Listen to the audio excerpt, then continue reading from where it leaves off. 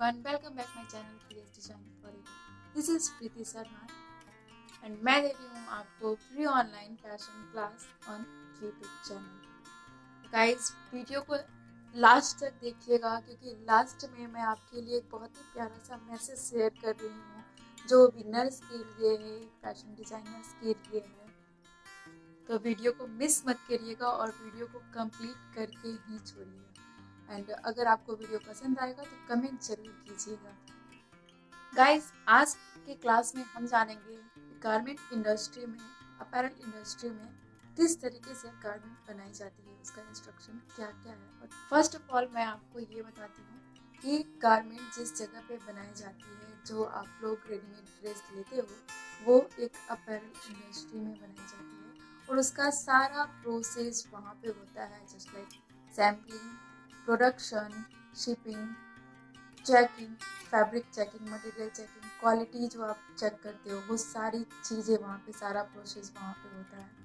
क्योंकि जो ड्रेस हम लोग रेडीमेड पहनते हैं, जो भी मार्केट से आप खरीद करके पहनते हो ड्रेस, उसे अपैरल बोलते हैं, परिधान बोलते हैं। इसलिए उस इंडस्ट्री को, जहाँ पे ये गारमेंट्स बनते हैं, उस इंडस्ट्री को अपैरल इंडस्ट्री बोला जाता है। जिस तरीके से वेडिंग से पहले प्री वेडिंग फोटोशूट होता है, सेम वैसे ही किसी भी डिज़ाइन को, किसी भी क्लोथ को बनाने से पहले डिज़ाइनर्स उसकी प्री प्रोडक्शन करवाते हैं। बेसिकली कोई भी डिज़ाइन इलस्ट्रेट करके डिज़ाइन क्रिएट कर दिया गया है, ये पता चल गया है कि अब इसका ये ड्रेस बनना है, तो उसके लिए सबसे पहले प्री प्रोडक्शन तैयार होता है, जिसमें fabric trimming, sourcing, fabric development, pattern making and also sampling भी शामिल है। जब गारमेंट बनाने के लिए डिज़ाइन फाइनलाइज हो जाता है, ये फिक्स हो जाता है कि अब इस डिज़ाइन को हम गारमेंट पे उतारेंगे, तब गारमेंट मैन्युफैक्चरर, जिनको इस काम को दिया जाता है, जो गारमेंट की रिसर्च करते हैं, उसे गारमेंट मैन्युफैक्चरर बोलते हैं। वो जा करके मार्केट से या एक अच्छे टेक्सटाइल मैन्युफैक्चरर से कांटेक्ट करते हैं और कांटेक्ट करके एक बेस्ट फैब्रिक जो ह्यूमन बॉडी के लिए काफ़ी रिलैक्सफुल हो, उनको हार्म ना हो उस फैब्रिक से, वैसी फैब्रिक सर्च करके लाते हैं। बेसिकली कोई भी फैब्रिक डिज़ाइन बनाने से पहले ये देखा जाता है, उसकी ट्रिमिंग की जाती है कि वो सबके लिए बेटर है या नहीं है। इसलिए ये मैन्युफैक्चरर का काम है कि वो फैब्रिक के बारे में अच्छे से रिसर्च करें एंड देन उसकी प्रोडक्शन कराएं। गाइस, आज के क्लास में मैं ये ट्रिमिंग एंड सोर्सिंग इसलिए आपको ये सारी स्टेप्स बता रही हूँ। हमें ये नहीं पता होता है कि कौन सी फैब्रिक हमारे लिए बेटर है और कौन सी फैब्रिक हमारे लिए सही नहीं है। हम लोग जाते हैं मार्केट में और जो भी फैब्रिक न्यू कलेक्शन आई रहती है और हमें पसंद आता है, हम बस माइंड में सोच लेते हैं कि इसका हम ये डिज़ाइन बनाएंगे। ये कभी नहीं सोचते हैं कि हमारे लिए कौन सा फैब्रिक ये हार्मफुल होगा या नहीं होगा। Then market research and fabric research के बाद नेक्स्ट स्टेप आता है पैटर्न मेकिंग। बेसिकली जब हमारे पास फैब्रिक आ चुका है, हमने ये डिसाइड कर लिया है कि इसी फैब्रिक से हम अब ड्रेस ये वाला बनाएंगे। देन उसके बाद हम पैटर्न रेडी करते हैं प्रॉपर मेजरिंग करके, बिकॉज पैटर्न हमारे गारमेंट्स को बनाने के लिए बहुत ही इम्पोर्टेंट होता है, क्योंकि गारमेंट ऑलरेडी बहुत कॉस्टली होते हैं। अपैरल इंडस्ट्री में एक एक चीज़ें देखी जाती है, मतलब एक्स्ट्रा एक भी फैब्रिक वेस्ट ना जाए, इसलिए पैटर्न का यूज़ किया जाता है। और एक और ऑप्शन है कि अगर हमारे पास 200-300 पीस ड्रेस बनाने हैं, तो जाहिर सी बात है हमें पैटर्न की ज़रूरत पड़ती है। बट सैम्पलिंग करना है तो सैम्पलिंग के लिए भी आपको एक अच्छा पैटर्न रेडी करना होता है प्रॉपर मेजरमेंट के साथ, जिससे आपका डिज़ाइन सेलेक्ट हो जाए और बाद में कोई भी आपको ड्रेस बनाना है तो आप उसको ईजिली, प्रॉपर मेजरमेंट है एंड डिज़ाइन है आपके पास, आप फैब्रिक कोई भी यूज़ करके पैटर्न को रखोगे और अपना डिज़ाइन कट करके बना लोगे। तो गारमेंट इंडस्ट्री में जो सेकंड ऑप्शन है वो है पैटर्न मेकिंग। जब हम लोग फैब्रिक सर्च कर लेते हैं, देन उसके बाद हम पैटर्न तैयार करते हैं एंड जब पैटर्न रेडी हो जाता है, देन उसके बाद सैम्पलिंग तैयार की जाती है। बेसिकली सैंपल 3 टाइप्स के होते हैं, और उन सैंपल को बनाने के बाद अप्रूवल मिलता है और अप्रूवल मिलने के बाद प्रोडक्शन की प्लानिंग चलती है। यस, अगर आपके पास 200, 300 या 900 जो भी है पब्लिक के लिए गारमेंट बन रहा है, तो जाहिर सी बात है गारमेंट की क्वांटिटी भी ज़्यादा होगी। तो उसके लिए प्रॉपर प्लानिंग की जाती है कि प्रोडक्शन किस तरीके से बनाई जाएगी। तो गाइस, प्रोडक्शन प्लानर पहले ही एडवांस में ही वो सारी प्लानिंग कर लेते हैं कि जो गारमेंट्स हमारा बनने वाला है वो किस तरीके से बनाया जाएगा, उसकी लेयरिंग कैसे होगी, कटिंग कैसे होगा, उसके पैटर्न्स रेडी कर लेते हैं वो लोग। और उसके बाद हर तरह की मशीन इंडस्ट्री में होती है, जिसकी रिक्वायरमेंट है वो उसको सेटअप कर लेते हैं। रिक्वायरमेंट के अकॉर्डिंग वो अपने पास टेलर, मैन्युफैक्चरर, जो भी फिनिशिंग डिपार्टमेंट, प्रेसिंग डिपार्टमेंट, सारा वो सेटअप पहले से ही कर लेते हैं। जैसे ही अप्रूवल मिलता है और उसके बाद वो लोग अपनी प्लानिंग के साथ तुरंत स्टार्ट करते हैं कटिंग का।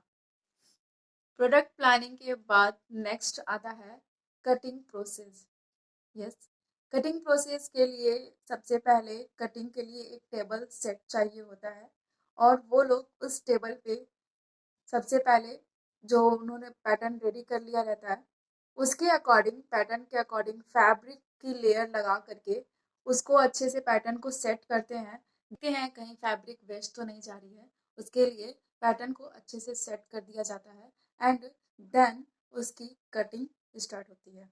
कटिंग के बाद आता है मैन्युफैक्चरिंग एंड क्वालिटी कंट्रोल। जो भी स्टिचिंग की एंड फिनिशिंग की डिपार्टमेंट्स होती है वो सारे के सारे मैन्युफैक्चरिंग में आते हैं। तो बेसिकली जो भी मैन्युफैक्चरिंग डिपार्टमेंट में स्टिचिंग के लिए टेलर होते हैं उन लोगों को सारे पार्ट्स अलग अलग दे दिए जाते हैं और वो लोग उसको अच्छे से स्टिचिंग करते हैं एंड देन स्टिचिंग करने के बाद जो भी ड्रेस बनता है, प्रॉपर ड्रेस बनने के बाद उसको फिनिशिंग डिपार्टमेंट में दी जाती है। फिनिशिंग उसकी होती है। फिनिशिंग करने के बाद उसकी फैब्रिक की क्वालिटी, ड्रेस की क्वालिटी चेक की जाती है कि फिनिशिंग अच्छे से हुई है कि नहीं है, कुछ कोई दाग धब्बे तो नहीं लगे हैं। ये सारे प्रोसेस हो जाने के बाद उसकी प्रेसिंग होती है। प्रेसिंग के बाद जा कर के देन पैकिंग होती है और पैकिंग के बाद उसकी शिपमेंट निकलती है, यानी कि डिलीवरी होती है। गाइज, ये प्रोसेस था गारमेंट इंस्ट्रक्शन का। इसी इंस्ट्रक्शन के अकॉर्डिंग, इसी प्रोसेस के अकॉर्डिंग एक इंडस्ट्री में, अपैरल इंडस्ट्री में गारमेंट बनाई जाती है। इसमें सारे अलग अलग डिपार्टमेंट्स होते हैं। गाइस, मुझे लगा कि आपके साथ ये स्मॉल टिप्स तो शेयर करनी चाहिए, क्योंकि अगर आप फैशन डिजाइनर बनना चाहते हैं, आप बिगनर्स हैं, अपैरल इंडस्ट्री में काम करना चाहते हैं, तो आपको ये स्मॉल टिप्स तो जानने ही चाहिए। और इसी के थ्रू आप अपना बिजनेस या इंडस्ट्री में काम कर रहे हो तो आप उसको बेहतरीन तरीके से कर सकते हो। मैंने उतना अच्छे से एक्सप्लेन तो उस तरीके से नहीं कर पाऊंगी जिस तरीके से आप लोग इंडस्ट्री में जाके काम करके एक्सपीरियंस लोगे, उसको जानोगे। लेकिन अगर आप इसको अच्छे से समझ लेते हो, मेरी वीडियोस को बार बार देखो, अगर आपको समझ में नहीं आ रहा है तो आप मुझे कमेंट्स करके बताओ, मैं आपको उसमें हेल्प करूंगी समझने में और सारी चीज़ें आपको और भी बेहतरीन तरीके से समझाऊंगी। गाइस, जैसा कि मैं आपको बताई थी कि मैं आपको लास्ट में एक बहुत ही प्यारा सा मैसेज देने वाली हूँ। तो यस, ये मेरे बिगनर्स स्टूडेंट्स के लिए है जो अभी फैशन डिज़ाइनिंग स्टार्ट किए हैं एंड जो ऑलरेडी 1 ईयर से इंडस्ट्री में वर्किंग हैं, जो जाकर के हिमाचल, बैंगलोर एंड कोयम्बटूर में जाकर के वर्किंग है, उन फ्रेशर्स स्टूडेंट्स के लिए है। एंड होप कि आप सबके लिए भी ये मैसेज सपोर्ट करे। गाइस, सबसे पहली थिंग्स फैशन डिज़ाइनर्स के लिए कि गाइस, अगर आप एक अच्छा फैशन डिज़ाइनर बनना चाहते हैं, फैशन इंडस्ट्री में, अपैरल इंडस्ट्री में वर्क करना चाहते हैं, तो इस काम के लिए सबसे इम्पोर्टेंट पैशन है। अगर आपके अंदर पैशन है अपने काम को लेकर के, अपने वर्क को लेकर के, तो आप कभी नहीं थकोगे, क्योंकि एक फैशन डिज़ाइनर के लिए, एक पैटर्न मेकर के लिए, एक अपैरल इंडस्ट्री में मैन्युफैक्चरर जो भी वर्क वहाँ पे करते हैं ना, तो उनके लिए ये काम पैशन होना चाहिए, क्योंकि इस काम में दिन और रात दोनों लग जाता है। कभी कभी ऐसा होता है कि 24 घंटे आप यहाँ पे वर्क करते रह जाते हो और पता भी नहीं चलता है कि टाइम कब खत्म हुआ। ऑर्डर ऐसे आते हैं, वर्क इस तरीके से होता है, क्योंकि ड्रेसिंग सेंस हर किसी को पसंद है, ड्रेस मेकिंग एंड जो भी प्रोसेस है वो सारी चीज़ वहाँ पे काफ़ी बेहतरीन तरीके से की जाती है। एक एक मेजरिंग, एक एक पॉइंट्स वहाँ पे चेक किया जाता है, तो उसके लिए जाहिर सी बात है टाइम तो ज़रूरी है। तो गाइज ऐसा होता है कि वहाँ पे इस तरीके से काम आप करने लगोगे कि हो सकता है कि आप थकने लगो। तो अगर आपके अंदर पेशेंस है और पैशन है, आपको ऐसा लग रहा है कि आप उस काम को बेहतरीन तरीके से कर सकते हो, आप उसमें इंजॉय करो, मतलब जितना ज़्यादा हो सके ना आप वहाँ पे इंजॉय करोगे ना, तभी आप अपने काम को बहुत ही बेहतरीन तरीके से कर पाओगे। इसके अलावा तो बाकी सब तो है ही, जैसे कि पेशेंस हो गया, क्रिएटिविटी हो गई, इंटरेस्ट हो गया, ये सारी चीज़ें तो अपने आप आने लगते हैं जब आप वहाँ पे इंजॉय करके काम करने लगते हो। तो अगर आप हमारे चैनल पे न्यू हैं, आप वीडियो को फर्स्ट टाइम देख रहे हैं, तो चैनल को सब्सक्राइब कर लीजिए।